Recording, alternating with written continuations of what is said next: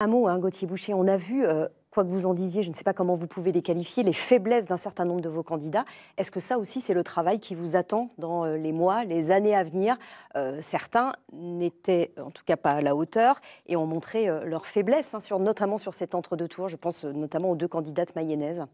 Oui, il est certain que notre organisation, notre maillage, la formation de nos candidats, tout cela est perfectible. Et nous allons y travailler dans cette année 2025 qui est non électorale, mais on prépare déjà les échéances de 2026 Comment et vous allez y 2027. travailler?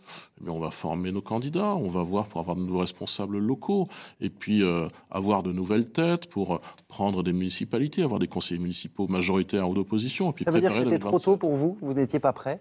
Je ne dirais pas que c'était trop tôt, mais reconnaissons tout de même que le chef de l'État a fait une dissolution imprévue, encore que nous ayons préparé nos candidats en amont.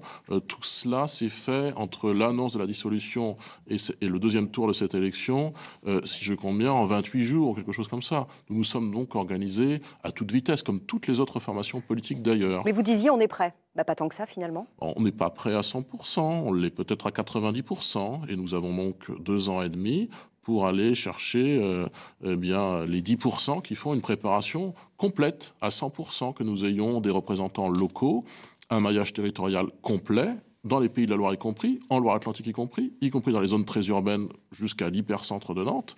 Et puis ensuite, on aura aussi cette échéance capitale, comme l'a dit M. Leclerc, qui est l'élection maîtresse entre toutes, l'élection présidentielle de 2027.